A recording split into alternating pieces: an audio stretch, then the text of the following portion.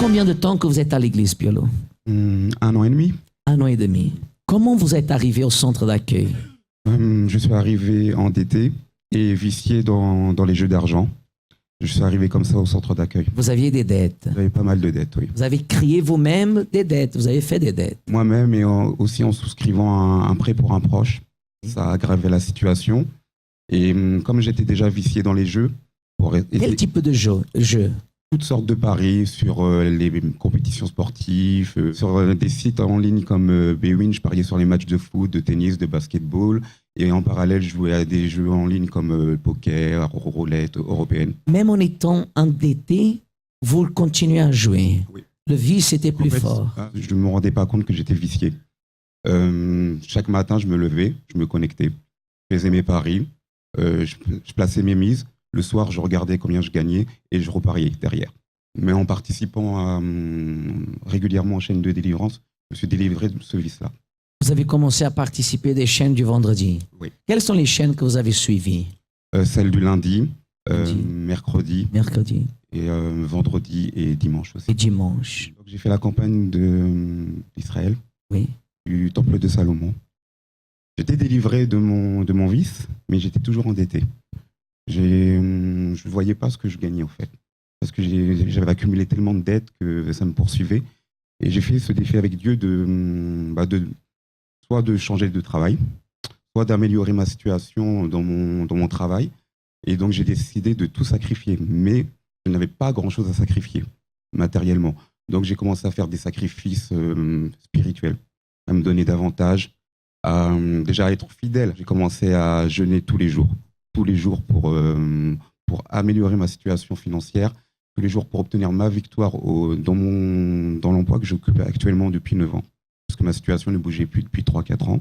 C'était dans quel domaine? Je suis ingénieur cartographe. C'est tout ce qui est dans la géolocalisation, GPS. Et je suis cartographe et ça faisait 3-4 ans que j'occupais les mêmes fonctions, mais mon salaire ne bougeait pas. Pendant la campagne d'Israël, mon patron m'a convoqué. Il m'a dit, en gros, j'ai fait une demande depuis plusieurs mois que j'avais oublié moi-même. Il m'a dit en gros qu'il allait me donner ce que je voulais, même davantage, et qu'il y avait une université qui était intéressée pour que je donne des cours sur mon métier. Et du coup, il était prévu que je fasse une 12aine d'heures. Donc j'ai fait les 2 jours de formation. Et apparemment, ils étaient très satisfaits de mon travail. Donc au lieu de faire que 2 jours, j'ai fait tout un semestre. Et là, récemment, ils m'ont contacté pour me dire qu'ils me renouvelaient. Mon contrat et qu'au lieu d'être simplement intervenant extérieur, je devenais professeur de la matière que j'enseignais là-bas. Votre vie, elle a changé? Énormément. Pas que financièrement, spirituellement, je me sens vraiment mieux. Et ma communion avec Dieu est vraiment plus forte.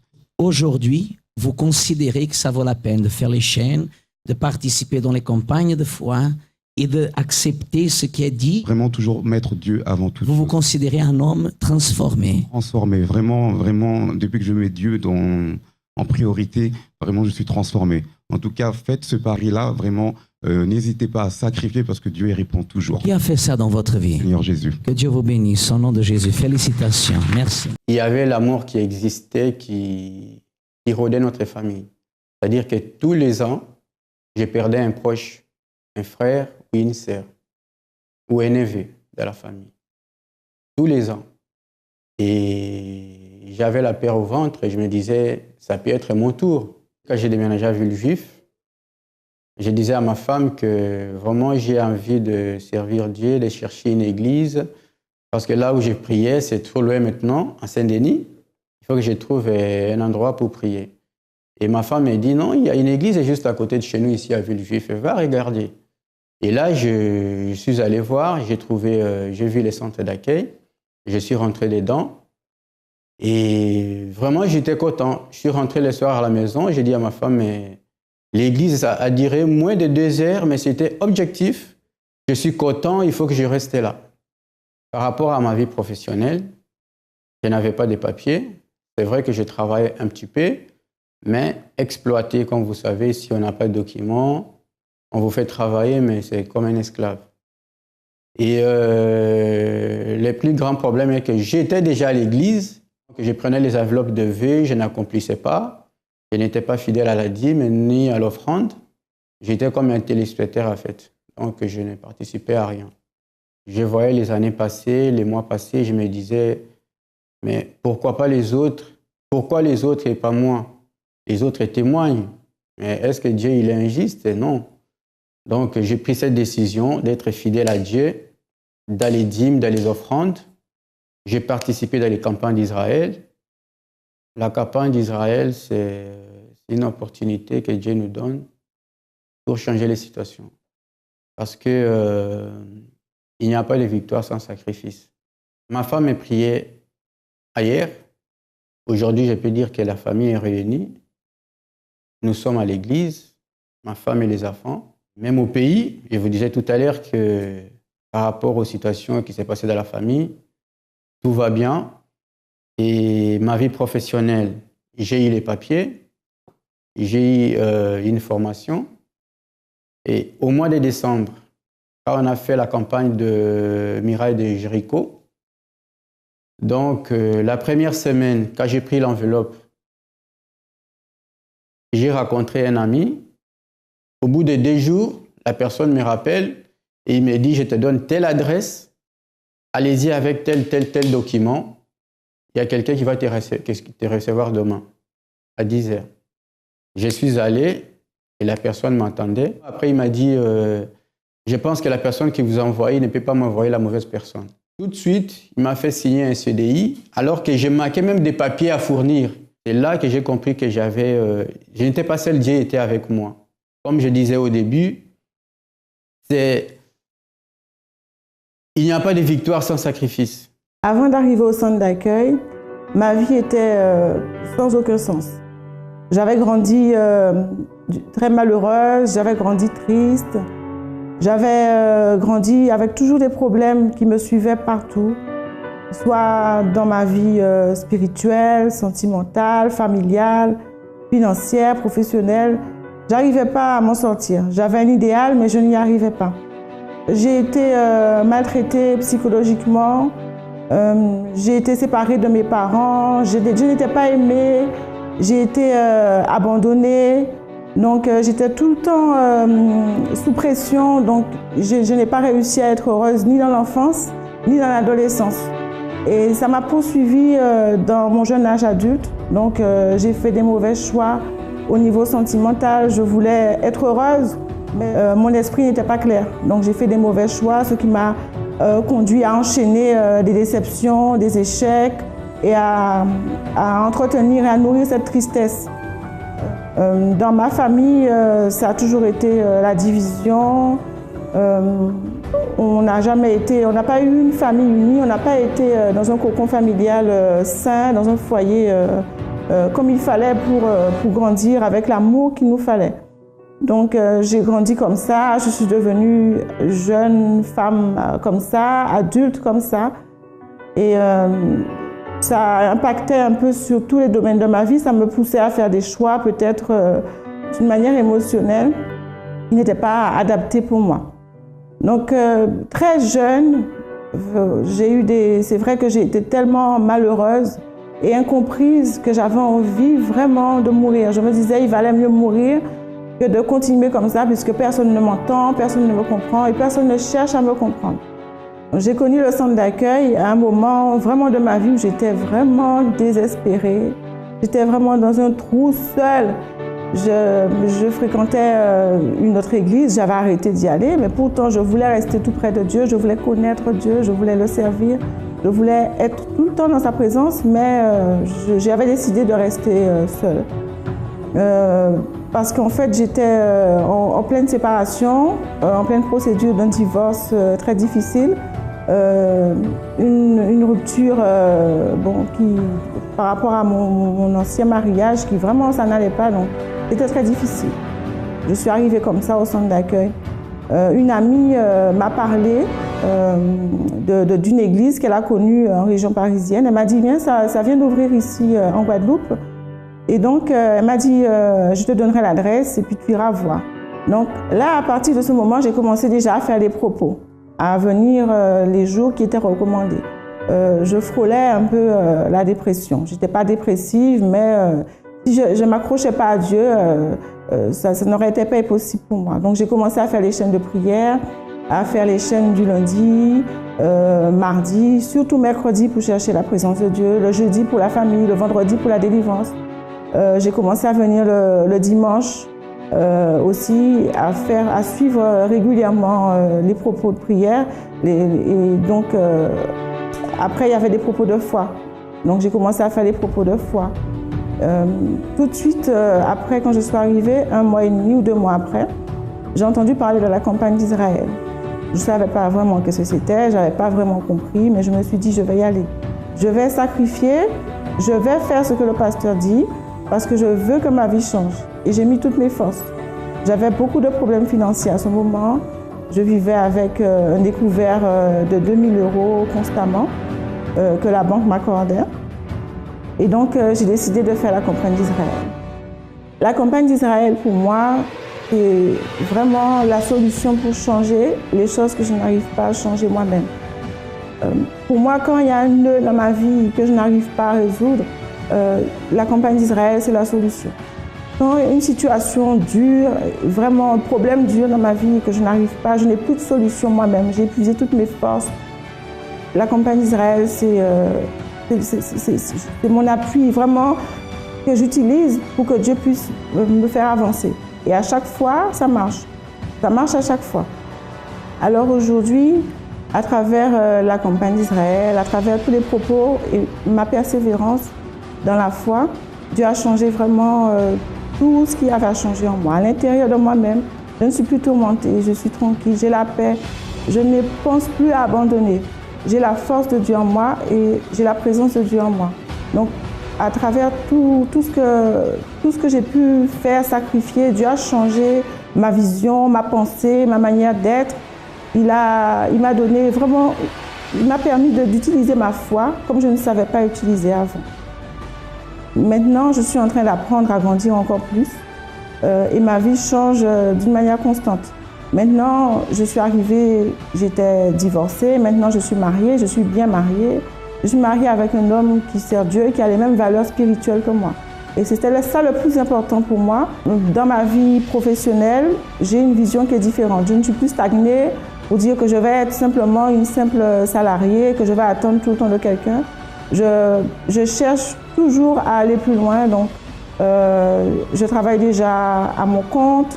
J'ai une société de prestations pour des personnes qui sont dans le même domaine professionnel que moi.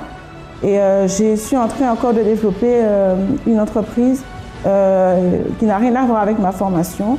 Donc, je ne suis pas bloquée au niveau professionnel. La vision que j'ai, c'est la vision que Dieu m'a donnée. Donc, au niveau de ma vie familiale, ça va. À la maison, il y a la paix. Tout le monde s'entend très bien. On est heureux. La présence de Dieu est là. Donc, Dieu vit en moi. Il est aussi dans ma maison, dans ma famille. Donc, je ne manque de rien. Je continue à persévérer vraiment pour atteindre d'autres objectifs parce que je sais que la vision que Dieu a pour moi, elle dépasse bien celle que j'ai déjà aujourd'hui, ce qu'il a fait déjà pour moi aujourd'hui. Bienvenue dans une nouvelle émission. Nous sommes au début de la semaine et la personne qui veut faire la différence, qui veut vaincre, doit perdre la phobie du lundi. Il y a des personnes qui sont lundiphobes. Je ne sais pas si ce mot existe, et vous en cernez le sens, qui voient le lundi comme un poids, comme un fardeau, et non pas comme une opportunité de réaliser de grandes choses. Chaque jour est une opportunité. Chaque matin est une opportunité de se projeter de l'avant et de mieux faire ce qui n'a pas été fait correctement les jours d'avant. Nous allons accompagner dans cette émission le récit d'hommes, de femmes qui ont fait la différence, non seulement dans leur vie professionnelle, mais dans tous les autres aspects. Un esprit bien disposé est la garantie du succès, de la réussite. Soyez attentifs. Avant d'arriver en centre d'accueil, j'avais une vie pas trop bien, déjà malade. Hein. J'avais une arthrose cervicale qui m'handicapait complètement, je souffrais. J'avais des maux de tête atroces, donc je finissais par vomir tellement que c'était douloureux. Ayant du mal à me lever le matin, je devais prendre une demi-heure avant de me mettre debout. J'étais obligée de prendre ma main gauche, le replacer sur mon ventre pour pouvoir pivoter du lit, pour pouvoir démarrer la journée. Et sans anti-inflammatoire, je ne peux rien faire. C'est une douleur atroce qui sortait des vertèbres et qui descendait dans le bras. On peut l'avoir dans les genoux, mais c'est une maladie handicapante qui ne guérit pas. On peut le soulager par des anti-inflammatoires ou des infiltrations. Uniquement, c'est une maladie à vie, pour ainsi dire. Dans le temps, on disait que c'était la maladie des vieux, comme on disait dans le temps, mais plus maintenant, parce que 90% de personnes sont atteintes de cette maladie, donc qui vivent avec, puisque moi je vivais avec, parce que je ne savais pas qu'il y avait d'autres moyens. Et j'ai vécu 15 ans avec cette maladie en souffrant atrocement. Si je ne prenais pas les anti-inflammatoires ou des infiltrations, je ne pouvais rien faire. J'étais carrément clouée, pour ainsi dire, dans un lit sans bouger. Les gestes faciles, donc tout le monde pouvait faire. Moi, j'avais du mal à le faire parce que je ne pouvais pas porter un sac, puisque ça me tirait derrière. Le bras, je ne pouvais pas l'utiliser si je ne le soulageais pas en prenant des médicaments. Eh bien, je me sentais atrocement mal, parce que pour moi, c'était handicapant. Quand on se sent handicapé, qu'on ne peut pas faire grand-chose, on est mal déjà en soi. Et je souffrais beaucoup. Et en prenant tous ces anti-inflammatoires, c'était l'estomac qui en prenait un coup. Puisque après ça, j'ai eu une overdose médicamenteuse, puisque les anti-inflammatoires, ça n'arrange pas les intestins, l'intérieur. Alors, je buvais, entre guillemets, pour plus de raisons, puisque déjà, il y avait cette souffrance, il y avait un manque déjà de quelque chose dont je ne savais pas. Il y avait un manque à l'intérieur de moi aussi. Donc, en prenant l'alcool, pour moi, ça me soulageait, on va dire ça comme ça me soulageait. Et je me sentais bien, entre guillemets. Mais après... ma vie financière était catastrophique, donc j'avais une dette de 21 000 € et j'étais fichée à la banque, non seulement ça, mais je devais passer au tribunal.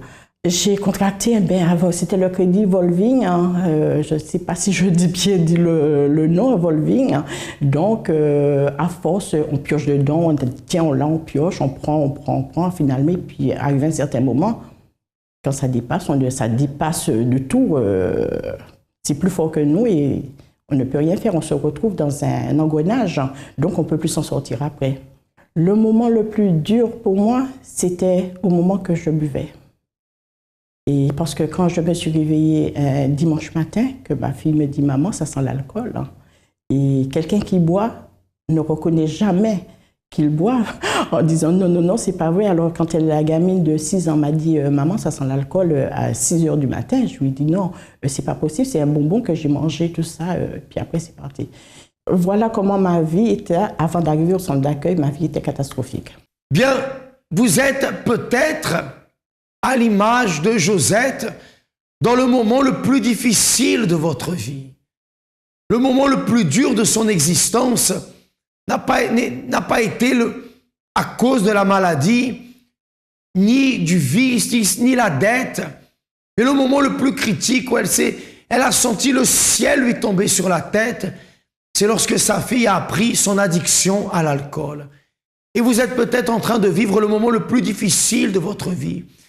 Vous êtes au sommet, au summum, vous culminez dans la souffrance, dans la douleur, dans l'humiliation. Ne vous rendez pas au problème, non, parce qu'il y a une solution. À votre avis, si nous vous montrons le témoignage de Josette, c'est parce qu'elle s'en est sortie ou c'est parce qu'elle est restée dans la souffrance? Logiquement, à votre avis, c'est parce qu'elle s'en est sortie et il y a une solution pour vous aussi.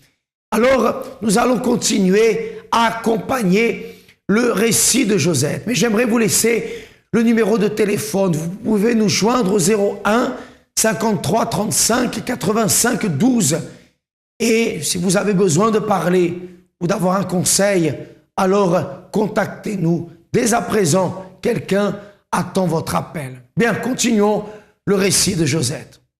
Je suis arrivée au centre accueil par une invitation. Je travaillais dans un magasin, donc il y a une cliente qui est venue m'acheter des matelas, des lits, puisque c'est ce que je vendais dans ce temps-là. Et puis un beau jour, je me suis dit, tiens, on m'a dit qu'il y en avait un centre accueil à Mairie de Montreuil. J'y suis allée, c'était en 2009. J'y suis allée et quand j'y suis allée, j'ai écouté la prière, mais bon, je n'étais pas encore assidue, je venais... Toujours pareil, hein, quand on est visiteuse, on vient, on repart, on vient, on repart. Il y a un pasteur qui devait arriver en 2009, décembre 2009. Quand je savais, on m'a dit il y a un pasteur qui va arriver, puisque je n'ai pas eu le temps de connaître le pasteur avant. J'ai connu très peu entre mes voyages des églises, on va dire ça comme ça. Il y avait la campagne d'Israël, hein, et donc... je demandais qu'est-ce que c'était. Il y avait un petit pasteur qui était là, auxiliaire qui était là. Je lui demande c'est quand est-ce qu'on part en Israël.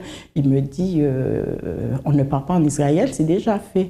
Alors il me dit, je lui dis qu'est-ce que c'est la campagne d'Israël. Il me dit non, bien, il m'expliquait qu'est-ce que c'était, tout ça. Alors je lui dis bon, ben, je vais prendre mon enveloppe aussi. J'ai participé à cette campagne d'Israël parce que justement quand je suis rentrée, j'avais cette dette puisque je devais me présenter au tribunal, justement, parce que j'avais ce jugement qui devait se faire. Je me présentais au tribunal. Ma pensée, c'était dire je n'avais rien à perdre.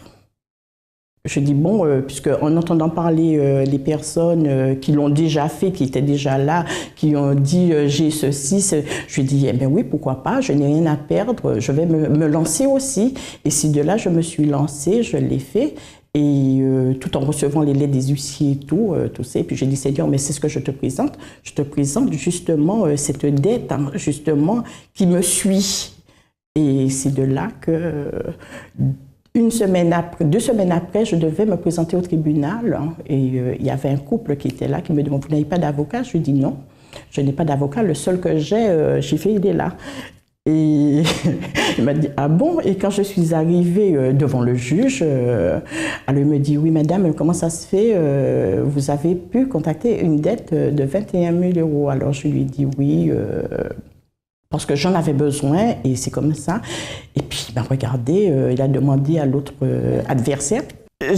Parce que vu que je n'avais pas beaucoup d'argent déjà en premier, j'ai dit justement en parlant avec une sœur, enfin une ouvrière, il m'a dit oui c'est le tout qu'il faut, tout ça.